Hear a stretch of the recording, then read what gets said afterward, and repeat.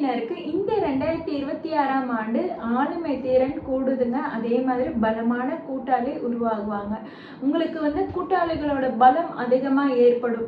இந்த ஆண்டு உங்களுக்கு எப்படி தொடங்குதுன்னா 12ஆம் இடத்துல சூரியன், செவ்வாய், சுக்கிரன் கூட்டணி உங்களுக்கு வரும்போது உங்களுக்கு நைட்டில் தூக்கம் டிஸ்டர்ப் ஆகும். நைட்டில் உங்களுக்கு அப்போ தான் ரொம்ப சுறுசுறுப்பாக செயல்படுவீங்க. அப்போ தான் உங்களுடைய வேலைக்கான பிளான்ஸ் எல்லாமே நீங்கள் போட்டுட்ருப்பீங்க. அந்த வேலைக்கான பிளான்ஸ் நாளைக்கு இந்த வேலையை எப்படி செய்யலாம் அப்படிக்கான பிளான்ஸும் அதை ரொம்ப அழகாக பிளான் போட்டு ஐடியா போட்டு வச்சுட்ருப்பீங்க. பட்டு அடுத்த நாள் நீங்கள் வேலை செய்யலான்னு பார்த்தீங்கன்னா உங்களுக்கு வேலை பாரம் அதிகமாக இருக்கும். உங்களுக்கு எல்லாம் சரியாக செய்ய முடியுமா, நிறைய பொறுப்புகளை எடுத்து வச்சுருப்பீங்க. எல்லா வேலையும் உங்கள் தலையில் விழுந்த மாதிரி இருக்கும். உங்களுக்கு கொஞ்சம் தலை பாரமாக இருக்கும். கொஞ்சம் உங்களுக்கு வேலை அலைச்சல் அதிகமாக இருக்குன்னு தான் சொல்லணும். ஆண்டு தொடக்கமே இப்படி இருந்தாலுமே போக போக பார்த்தீங்கன்னா உங்களுக்கு ஒரு நல்ல முன்னேற்றமாக தான் இருக்குது. 2ஆம் இடத்துல ராகு இருந்து உங்களுக்கு குடும்பத்தில் அப்பப்போ ஒரு குழப்பத்தை ஏற்படுத்தி கொடுக்கலாம். இருந்தாலும் 3ஆம் இடத்துல சனி உங்களுடைய ராசி அதிபதி வக்ர நிவர்த்தி அடைஞ்சு இந்த ஆண்டு தொடங்குறதுன்னு பார்த்தீங்கன்னா நீங்கள் தெளிவான சிந்தனையில் தான் இருப்பீங்க. உங்களுக்கு என்ன பண்ணணும், எது எப்படி பண்ணலாம் நிதானமாக நீங்கள் யோசிச்சு செயல்படுறது உங்களுக்கு நல்லாவே வரும். அதே மாதிரி பார்த்தீங்கன்னா உங்களுக்கு 6ஆம் இடத்துல இருக்கும் குரு உங்களுக்கு 7ஆம் இடத்துக்கு ஜூன் மாதத்தில் நுழையிறாருன்னும் போது பார்த்தீங்கன்னா கணவன் மனைவியிடையே ஒற்றுமை அதிகரிக்கும் தாங்க சொல்லணும். 2ஆம் இடத்துல ராகு வந்ததுலேருந்து பார்த்தீங்கன்னா உங்களுக்கும் உங்களோட பார்ட்னருக்கும் பார்த்தீங்கன்னா அப்பப்போ ஒரு சின்ன சஞ்சலம், சின்ன குழப்பம், ஒரு மிஸ் அண்டர்ஸ்டாண்டிங் ஏற்பட்டிருக்கும். இருந்தாலும் குருவோட பார்வை அங்கே இருக்குன்னும் போது பார்த்தீங்கன்னா உங்களுக்கு இந்த பிரச்சனை வரும் உடனே சரியாயிடும் அப்படின்னு தான் போயிட்டு இருந்தது. இப்போ ஜூன் மாதத்துல உங்களுக்கு 7ஆம் இடத்துல குரு உச்சம் அடைகிறாருன்னும் போது பார்த்தீங்கன்னா உங்களுடைய கூட்டாளி ரொம்ப பலமா செயல்படுவார். உங்களுடைய பார்ட்னர் உங்களுக்கு நல்ல சப்போர்ட்டிவாக இருப்பார். இத்தனை நாள் பார்ட்னர் சப்போர்ட் பண்ணலையே, நம்ம ஹஸ்பண்ட் நமக்கு சரியாக சப்போர்ட் பண்ணலையே, நம்ம ஒய்ஃப் நமக்கு சரியாக சப்போர்ட் பண்ணலையே, மகர ராசினர் ஃபீல் பண்ணவங்களுக்குலாம் பார்த்தீங்கன்னா இப்போ நல்ல சப்போர்ட் இந்த ஜூன் மாதத்துலேருந்து கிடைக்கும். அவங்களோட கைட்லைன்ஸு உங்களுக்கு ரொம்பவே நல்ல வெற்றி பாதையை நோக்கி பயணம் போகிற மாதிரி இருக்கும். அதே மாதிரி பார்த்தீங்கன்னா 3ஆம் இடத்துல உங்கள் ராசி அதிபதி சனி அந்த இடத்துல இருக்கும்போது புது முயற்சிகள் நல்லாவே எடுப்பீங்க. இந்த ஆண்டு தொடக்கமே பார்த்தீங்கன்னா தை மாதத்துல சூரியன், புதன், சுக்கிரன், செவ்வாய், சந்திரன் பஞ்சகிரக கூட்டணிகள் ஒன்னா இருக்குன்னும் போது பார்த்தீங்கன்னா உங்களுக்கு புது பொறுப்புகள் அதிகமாக தேடி வந்திருக்கும்.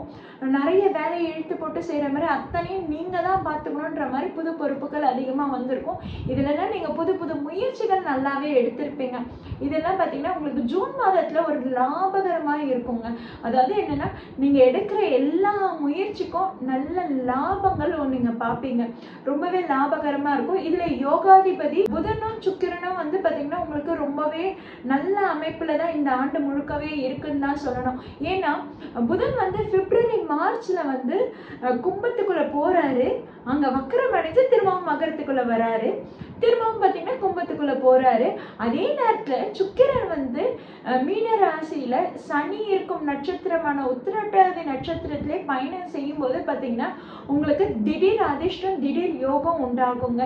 அதாவது முக்கியமா ஐடி ஃபீல்ட்ல இருக்கவங்களுக்கு ரொம்பவே நல்லா இருக்கு, சோஷியல் மீடியால இருக்கவங்களுக்கு ரொம்பவே நல்லா இருக்கு, லாஜிஸ்டிக்ஸ்ல ஒர்க் பண்றவங்களுக்குலாம் ரொம்பவே நல்லா இருக்குங்க. ஸோ மகர ராசினருக்கு ஐடி ஃபீல்டில் இருக்கிறவங்க, லாஜிஸ்டிக்ஸ்ல இருக்கிறவங்க, சோஷியல் மீடியால இருக்கிறவங்க, ஃபுட் அண்ட் டிராவல்ஸ்ல பிஸ்னஸ் பண்றவங்களுக்குலாம் பார்த்தீங்கன்னா இந்த காலகட்டம், இந்த பிப்ரவரி மார்ச் மாத காலகட்டம் ரொம்பவே நல்லா இருக்கு.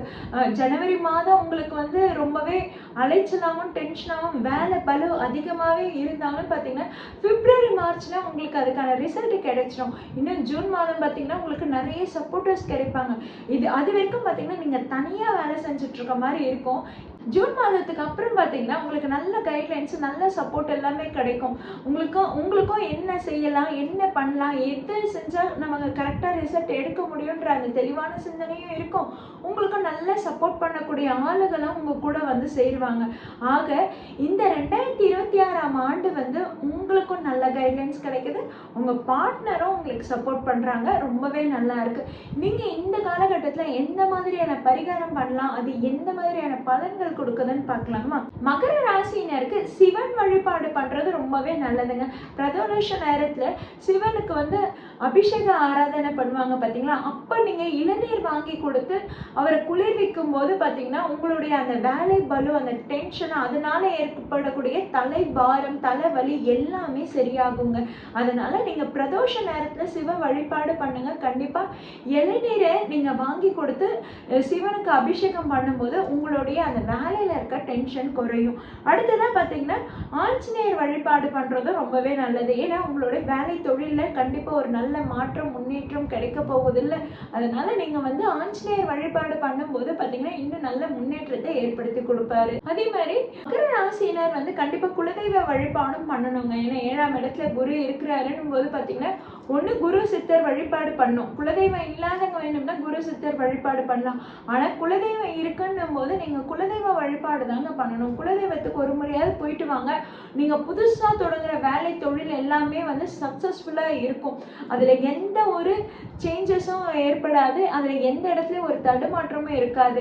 இன்னும் நீங்க நினைச்சதை விட இன்னும் சீக்கிரமா நீங்க முடிச்சிடுவீங்க. நீங்க நினைச்சதை விட இன்னும் லாபம் அதிகமா ஏற்படுத்திடுவீங்க.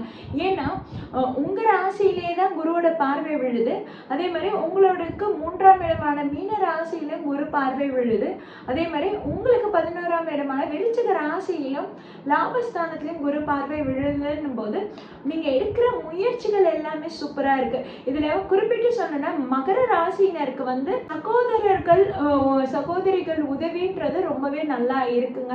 அதாவது யங்கர்ஸா இருந்தாலும் சரி எல்டர்ஸா இருந்தாலும் சரி அவங்களுடைய உதவிகளும் அவங்களுடைய பக்க பல துணைன்றது இந்த ஆண்டு முழுக்கவே ரொம்பவே நல்லா இருக்குன்னு தான் சொல்லணும். குறிப்பிட்டு இந்த ஜூன் மாதத்துக்கு அப்புறம் நீங்க அதெல்லாம் வந்து நல்லாவே என்ஜாய் பண்ணுவீங்க. அதெல்லாம் நீங்க ரொம்பவே நல்லா என்ஜாய் பண்ணுவீங்க. அதே மாதிரி நீங்க எடுக்கிற முயற்சிகளும் பாத்தீங்கன்னா நல்ல வெற்றியை பெற்று தரும். மகர ராசியினருக்கு 7ஆம் இடத்துல குரு வந்ததுக்கு அப்புறம் பாத்தீங்கன்னா உங்களுக்கு கணவன் மனைவிக்கிடையே எந்த வித சலசலப்பு எந்த வித சஞ்சலம் பிரச்சனை இருந்தாலுமே எல்லாமே சுமூகமா முடிவுக்கு வந்துடும். டைவர்ஸ் வரைக்கும் போனதெல்லாம் கூட சரியாயிடும். அதாவது 7 நாட் சரி நடக்கும்போது பாத்தீங்கன்னா நிறைய பேருக்கு வந்து குடும்பத்துல பிரிவு அதிகமா ஏற்பட்டிருக்கும். குடும்பத்துல மன சஞ்சலம் போராட்டம் அதிகமா ஏற்பட்டிருக்கும். அதனாலே பல பேர் வந்து பிரிஞ்சு வந்து வாழ்ந்து இருந்திருப்பாங்க மகர ராசினர். அவங்களுக்கு இந்த காலகட்டம் அதுவும் குறிப்பிட்டு மே ஜூன் மாத காலகட்டத்துல வந்து ஒண்ணு சேரக்கூடிய வாய்ப்புகள் நல்லாவே இருக்கு. ஸோ இந்த டைம் பீரியட்ல நீங்க வந்து பேச்சுவார்த்தை ஏற்படுத்தும் போது அந்த டைவர்ஸ்ன்ற அமைப்புன்றது அதுவே பேக் வாங்கி வந்துடும். திரும்பவும் குடும்பம் ஒன்று சேரக்கூடிய காலகட்டமா இருக்கு. அதே மாதிரி லவ் அண்ட் ரிலேஷன்ஷிப்புக்கும் வந்து இந்த காலகட்டம் இந்த ஆண்டு முழுக்கவே ரொம்பவே நல்லா இருக்குன்னு தான் சொல்லணும். எப்பயாவது ஏதாவது ஒரு சில மாதத்துல மட்டும் அந்த மனக்குழப்பம் அந்த மிஸ் அண்டர்ஸ்டாண்டிங் அந்த சஞ்சலம்லாம் ஏற்படலாமே கண்டி. ஆனா லவ் அண்ட் ரிலேஷன்ஷிப்புக்கும் இந்த இயர் ரொம்பவே நல்லா இருக்குங்க. அதே மாதிரி படிக்கும் மாணவர்களுக்கும் சரி மகர ராசினர் மாணவர்களுக்கு பார்த்தீங்கன்னா கரெக்டாக தெளிவான சிந்தனை இருக்கும். என்ன படித்தா இப்படி மார்க் ஸ்கோர் பண்ணலான்னு சொல்லிட்டு அழகாக நீங்கள் யோசிச்சு நீங்கள் படித்து உங்களுடைய கவனத்தை அதில் மட்டும்தான் நீங்கள் செலுத்துவீங்க. படிப்பில் நல்லா ஸ்கோர் பண்ணுவீங்க. அடுத்ததான் மகர ராசி லேடிஸ்க்கு பார்த்தீங்கன்னா நீங்கள் வந்து உங்கள் குடும்ப விஷயத்தில் மட்டும் ரொம்பவே கவனமாக இருந்துக்கணுங்க. குறிப்பிட்டு சொன்னேன்னா ஜூன் மாதத்துக்கு அப்புறம் ஜூன் மாதத்துக்கு முன்னாடி வரைக்கும் ஓரளவுக்காவது குடும்ப விஷயம் ஓரளவுக்கு நல்லபடியாக போகும். ஆனால் ஜூன் மாதத்துக்கு அப்புறம் பார்த்தீங்கன்னா குடும்பத்தில் தேவையில்லாத கருத்து வேறுபாடுகள் அதிகமாக ஏற்படும். அதே நேரத்தில் குடும்பத்தில் வந்து அந்நிய தலையீடு அதிகமாகவே இருக்கும். தேர்ட் பர்சன் இன்வால்மெண்ட் அதிகமாகவே இருக்கும். ஸோ உங்கள் வீட்டில் நடக்கிற விஷயத்த வெளியே எங்கேயும் யார்கிட்டையும் ஷேர் பண்ணிக்க வேணாம். பஞ்சாயத்து வச்சு பிரச்சனையை சரி பண்ணணுன்றது நினைக்காதீங்க. அது உங்களுக்கே பேக் ஃபயர் ஆகும். ஸோ எதையுமே பஞ்சாயத்து வரைக்கும் போகாதீங்க. கிட்டத்தட்ட இப்போ உங்களுக்கு பஞ்சாயத்து எல்லாமே சரியாகக்கூடிய காலகட்டமாக தான் இருக்குது. உங்களுக்கு வந்து எல்லா பிரச்சனையும் முடிஞ்சு சரியாகக்கூடிய காலகட்டமாக இருக்குது. பட் ஃபேமிலி விஷயத்தை மட்டும் நீங்கள் வந்து வெளியே ஷேர் பண்ணிக்காமல் இருக்கிறது. ஏன்னா அந்த இடத்துல ராகு இருக்கிறாரு. குருவோட பார்வைன்றது ஜூன் மாதத்துக்கு அப்புறம் கிடைக்காதுன்னும் போது அப்போ June July August September October November அந்த ஆண்டு பிற்பாதுன்றது அந்த மாதங்கள்லாம் ரொம்பவே கவனமாக இருந்துக்கிறது ரொம்பவே நல்லதுங்க.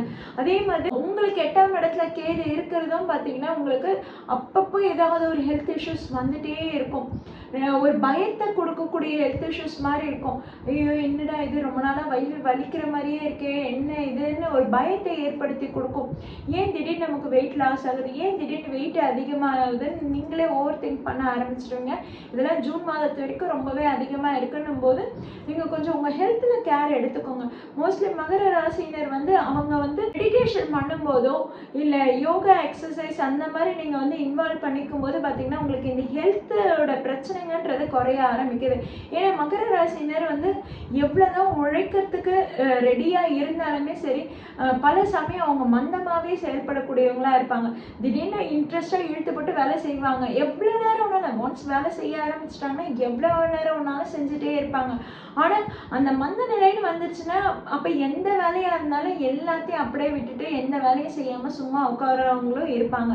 ஸோ மகர ராசினர் எப்பவுமே பிரிஸ்காக ஆக்டிவாக இருக்கும்போது இந்த மாதிரியான ஹெல்த் இஷ்யூஸ் வராது. உங்கள் ஹெல்த்தில் கொஞ்சம் கேர் எடுத்து பார்த்துக்கோங்க. அடுத்ததான் பார்த்தீங்கன்னா மகர ராசியில் மேரேஜுக்காக காத்துட்டு இருக்கவங்களுக்குலாம் பார்த்தீங்கன்னா உங்களுக்கு மார்ச் மாதத்துலேருந்து ரொம்பவே டைம் நல்லா இருக்குது. மார்ச் மாதத்தில் அமையக்கூடிய வாய்ப்புகளும் இருக்குது, ஜூன் ஜூலை மாதத்தில் அமையக்கூடிய வாய்ப்புகளும் இருக்குது, செப்டம்பர் அக்டோபருமே ரொம்ப நல்லா இருக்குது. இந்த 3 டைம் பீரியடை நீங்கள் மிஸ் பண்ணிடாதீங்க. ரொம்ப நாள் அலைன்ஸ் பார்த்துட்டு இருக்கீங்கன்னா அப்போ அந்த டைம் பீரியடில் ஒரு அலைன்ஸ் வருதுன்னு நீங்கள் பெருசாக விசாரிக்க கூட வேணாம், டக்குன்னு முடிச்சுட்டு போயிட்டே இருக்கலாம். அவ்வளோ நல்ல அலைன்ஸ், அவ்வளோ உங்களுக்கு செட் ஆகக்கூடிய, உங்களுக்காக யார் பிறந்திருக்காங்களோ அவங்களோட இதுதான் உங்களுக்கு வந்து கனெக்ட் ஆகும். ஓகேங்களா? ஸோ இந்த டைமில் எந்த அலைன்ஸ் வந்தாலும் சரி அழகாக பேசி முடிச்சுடுங்க. ஏன்னா இப்போ உங்களுக்கு குரு பலன் ரொம்பவே நல்லா இருக்குது. நான் சொல்கிற மாதிரி மார்ச் மாதத்துலேயோ ஜூன் ஜூலை மாதத்துலேயோ அல்லது செப்டம்பர் அக்டோபர் மாதத்துலேயோ பார்த்தீங்கன்னா சுக்கிரனும் பலம் கூடுதுன்னும் போது, அப்போ புதன் சுக்கிரன் பலம் கூடுதுன்னும் போது குரு பலனும் இருக்குன்னும் போது உங்களுக்கு மேரேஜுக்கான அமைப்பு ரொம்பவே நல்லா இருக்குது. அதை பயன்படுத்திக்கோங்க. இன்னும் நல்ல அலைன்ஸ் வரும், இன்னும் நல்லதாக வரும்னு சொல்லிட்டு நீங்கள் டிலே பண்ணிங்கன்னா அடுத்த நவம்பர் மாதத்தில் வந்து என்ன ஆகுதுன்னா குரு வந்து சிம்ம ராசிக்குள்ளே நுழையிறாரு. அங்கே கேதுவோட இணைவு பெறுறாரு. குரு உங்களுக்கு 8ஆம் இடத்துல நுழையும் போது அப்போ உங்களுக்கு வந்து நீங்கள் கிடைக்கிற மாதிரி நீங்கள் எதிர்பார்க்குற மாதிரியான வரன் வராது.